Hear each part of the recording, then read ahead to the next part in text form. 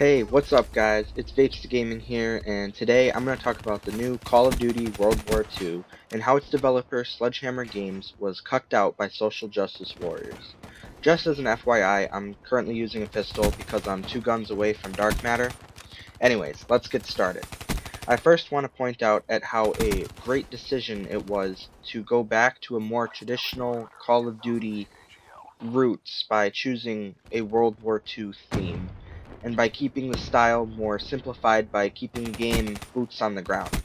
I really shouldn't need to point that out, but with what the franchise has been doing lately, it honestly might need to be pointed out regardless of the fact that exosuits and thrusters were not used during the war. Anyways, Call of Duty World War II was and still is being marketed as a realistic experience and as close to historical accuracy as possible. That did not stop Sledgehammer Games from throwing in some curveballs, however. The first main topic I would like to discuss is the setting.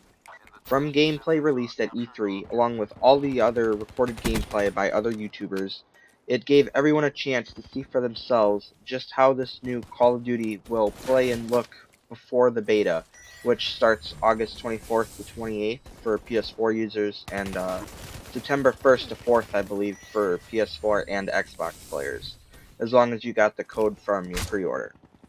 There was one thing many people noticed about the maps that has quite a few people up in arms, and that is the lack of swastikas in World War II.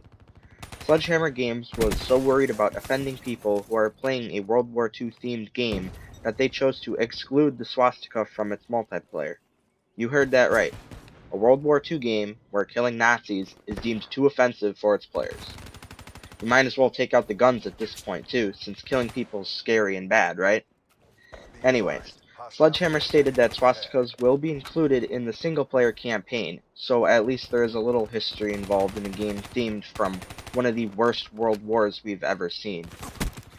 Other players don't see it as a super big deal, and I myself am more in the middle ground with this debate, as they'll still be in the game, and this way the game could be directly marketed worldwide rather than having any type of censorship for countries like Germany, since the swastika is banned nationwide. So looking at it with a business and marketing perspective, it makes sense to leave it out of the multiplayer function. That way they can still sell the game worldwide and receive even more revenue without having to make some type of second copy and distribute that solely to countries like Germany. The second main topic is women on the front lines of battle. Women played a large part in World War II, if you didn't know, from being nurses and medics to the injured soldiers, to manning up for the production of equipment in factories in order to build different types of planes, boats, guns, vehicles, anything that soldiers might need, right? And one place they were not at that time was in combat on the front lines of battle. In fact, feminists all over the US were up in arms when the Pentagon stated women can now serve on the front lines. And that happened in real life. So how does that transition into video games? Well, they fight for frontline engagements on a video game, but shy away from it when it's happening in real life. Why would Sledgehammer care enough about the victim mentality, enough so to rewrite history for their version of World War II? Money. Money is the one only reason. Although feminists are nowhere to be found playing Call of Duty, video games do have a female audience. I can see women complaining about having to portray a man in the virtual world. It's not like they can do that in the real world. Oh, wait a minute. Anyways, this decision from Sledgehammer does welcome more female gamers, but it should also mean that they cannot portray this game as historically accurate by any means. Social justice warriors do not play the game, and they do not care enough just so they can feel that their gender is portrayed. Okay, it's highly inaccurate. Overall, though, Call of Duty World War II looks like a good game. The guns look well done, they sound nice.